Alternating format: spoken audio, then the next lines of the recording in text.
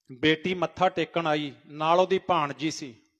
मत्था टेक के वो गेट ते चली गई। कुदरती मेरा अंदर आउणा होया, अज सवेर दी गल है, ते मैं कोल खड़ा सी। ओहदा शायद ध्यान जिहड़ा सी ओहदा सारा ही ध्यान अपने पिता विच सी, ते अपनी भाणजी नूं कह रही सी, कहंदी एक वारी होर आ जा, मैं अपने बापू जी की फोटो चंगी तरह वेखनी है, नाले रोई जावे। प्यारो ये गल्लां दोबारा फिर उत्थों मुड़ के आई, फिर फोटो दे नाल बड़ियां गल्लां कीतियां। ते प्यारिओ भरे मन दे नाल ये बड़ियां इन्हां चीज़ां दे वास्ते बोल मुक जांदे ने। जदों विछड़ जांदे ने मुड़ के नहीं आउंदे।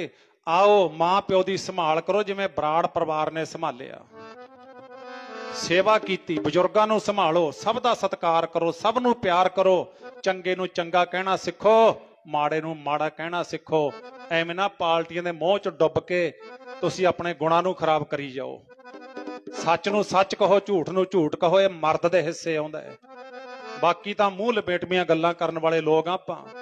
सो आओ प्यारिओ, इहो ही सानूं गुरु ग्रंथ साहिब महाराज जी सिखाउंदे ने। अज परिवार वास्ते एक धारणा कहां, समा तां हो गया, पर आ धारणा मैं परिवार वास्ते कह देवां, क्योंकि प्यार ही इन्ना परिवार दा। मुड़ के आ जा बाबलावे,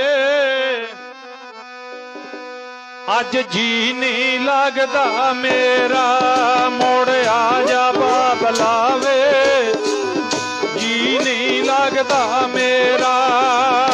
आ जा बाबलावे, जी नहीं लगदा मेरा। आ जा बाबलावे, अज जी नहीं लगदा मेरा। रंगले सज्जणा बाजो बेड़ा सुना लगदा ए, धी तेरी दा तेरे बाजों जी ना लगदा ए। बाबला धी तेरी दा तेरे बाजों जी ना लगदा ए। रंगले सजना बाजो बेड़ा सुना लगदा ए, धी तेरी दा तेरे बाजो जी ना लगदा ए। बाबला धी तेरी दा तेरे बाजो जी ना लगदा ए। रंगले सज्जणा बाजो बेड़ा सुना लगदा ए, पुत तेरे दा तेरे बाजों जी ना लगदा। बापू पुत तेरे दा तेरे बाजों जी ना लगदा ए। रंगले सजना बाजो बेड़ा सुना लगदा ए, पुत तेरे दा तेरे बाजो जी ना लगदा ए। बापू पुत तेरे दा तेरे बाजो जी ना लगदा ए। आओ जी, उस परमात्मा दे अगे जोर नहीं कोई। ਆਪਾਂ ਭਾਣੇ ਵਿੱਚ ਰਹਿ ਕੇ ਮੂਰਖ ਮੁਗਧ ਅਜਾਣ ਅਗਿਆਨੀ ਕਰਮ ਧਰਮ ਨਹੀਂ ਜਾਣਾ। ਦਇਆ ਕਰੋ ਨਾਨਕ ਗੁਣ ਗਾਵੈ, ਮਿੱਠਾ ਲੱਗਾ ਤੇਰਾ ਭਾਣਾ। ਉਸ ਵਾਹਿਗੁਰੂ ਦੇ ਭਾਣੇ ਅੱਗੇ ਸੀਸ ਝੁਕਾਈਏ। ਦੁੱਖ ਦੀ ਘੜੀ ਵਿੱਚ ਆਪ ਜੀ ਬੇਅੰਤ ਸੰਗਤਾਂ, ਨਗਰ ਦੀ ਸੰਗਤ, ਇਲਾਕੇ ਦੀ ਸੰਗਤ, ਮਾਣਯੋਗ ਸ਼ਖਸੀਅਤਾਂ, ਪੰਚ ਸਰਪੰਚ, ਰਾਜਨੀਤਿਕ ਲੀਡਰ ਸਾਹਿਬਾਨ, ਮਾਈ ਭਾਈ ਦੇ ਰੂਪ ਵਿੱਚ ਪਹੁੰਚੇ ਹੋ। सारी संगत दा दास वल्लों, जथे वल्लों ते समुचे बराड़ परिवार वल्लों बहुत बहुत धन्नवाद, जिन्हां ने आके परिवार दे नाल दुखां दी सांझ पाई, दुखां दी मलम लैके पहुंचे। सब तो वध शुकराना जागत जोत शब्द गुरु गुरु ग्रंथ साहिब महाराज जियां दा। पातशाह ने अपनी गोद विच बिठा के आपां नूं तरवास दिता है, हौसला दिता है। सो बाणी पढ़ो, नाम जपो, सेवा करो, सिमरन करो, नशियां दा त्याग करो, खंडे की पहुल लैके अमृत छको, सब का सत्कार करो, सब नूं प्यार करो। सतगुरु जी कृपा करन, तुहाडे सब दे घरां विच सुख वरताउण, सारे संसार विच महाराज सुख वरताउण। ये जो साडा कीर्तन हुंदा है, ये लाइव हुंदा है ते इहदा फेसबुक दा पेज है भाई बलविंदर सिंह खालसा। मैं तुहाडे वांगू अपने घर रहना, अपने घर रह के अपनी वाही करदा, पर जिथे सच है सच कहण दी जुरत रखदा गुरु दी कृपा नाल। लपेटवीआं गल्लां नहीं करदा, किसी नूं फिट आवे ना आवे, सच कहो। शरीर अज हैगा कल है नहीं, सच हमेशा चमकेगा, झूठ ने रुल जाना, झूठियां दा कोई नां नहीं लिया करदा। सो इस करके गुरु ते भरोसा रख के जिंदगी जियो, सही कहण दी जुरत रखो, गलत किसी नूं आखो ना, गलत ना आखो। सो इस करके आप जी सारी संगत दा धन्नवाद। बड़ा दुख है बराड़ परिवार ते तुसीं आके हौसला दिता जी, फिर धन्नवाद। ते इहदा जिहड़ा फेसबुक दा पेज है भाई बलविंदर सिंह खालसा, ते पंजाबी विच भरना है, फिर ये शो हो जाना है। ते हुण आनंद साहब दीयां 6 पौड़ियां अरदास बेनती। वाहिगुरु जी राम कली महला तीजा, आनंद एक ओंकार सतगुर प्रसाद। आनंद पाया मेरी माए, सतगुरु मैं पाया, सतगुर का पाया सहज सेती, मन वजियां बधाइयां। राग रतन परवार परियां, शब्द गावण आईयां। शब्द ता गाव हरि केरा, मजनी बसाया। कह नानक आनंद होआ, सतगुरु मैं पाया। ए मन मेरे तू सदा रहो हर नाले, हर नाल रहो तू मन मेरे, दुख सब बिसारना।